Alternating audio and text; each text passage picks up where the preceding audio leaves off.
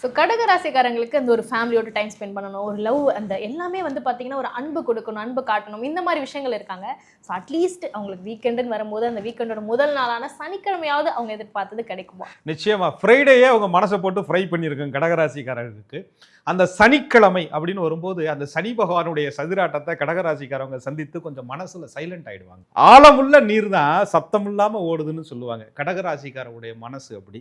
சனிக்கிழமை வந்தாலே ஒரு மனச்சோர்வு, ஒரு சைலண்ட் ஆயிடுறது, சத்தமில்லாத ஒரு அமைதி அவங்களுக்குள்ள கிடைக்கும். ஏன் எதுக்கு கவலைப்படுறோம், ஏன் மனசு ஒரு மாதிரி பலவீனமா இருக்கு, ஏன் எல்லா நாளை விட இன்னைக்கு வந்து ஒரு மாதிரி நம்ம ஏன் ஏதோ எதிர்பார்த்தது ஏமாந்துட்டோமா, ஏன் அடுத்த கட்ட மூவ் பண்ணி போக முடியல, ஏன் ஒரு மாதிரி தேக்கமா இருக்கு, ஏன் ஒரு மாதிரி மந்தமாக இருக்கு என்றால் கடகத்திற்கு சனி பகவான் யாருங்க?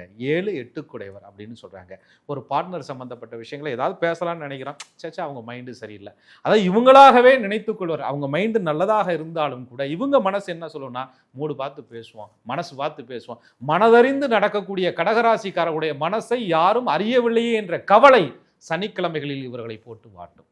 அடுத்து 8ஆம் இடம், அவமானப்பட்டுருவோமோ, கேட்டுட்டு இல்லைன்ட்டாங்கன்னா, சொல்லிட்டு வருத்தப்பட்டுட்டாங்கன்னா, நம்ம சொன்னதை சொல்லி காமிச்சிட்டாங்கன்னா அப்படின்னு சொல்லிட்டு 1008 கேள்விகள் சனிக்கிழமைகளில் இவர்களது மனசை போட்டு பாடாப்படுத்தும். குழம்பியே அந்த மனசை போட்டு அப்படியே நொந்து நூடுல்ஸ் ஆகி சாவடிக்க வச்சுட்டு இருப்பாங்க கடகராசிக்காரவங்க.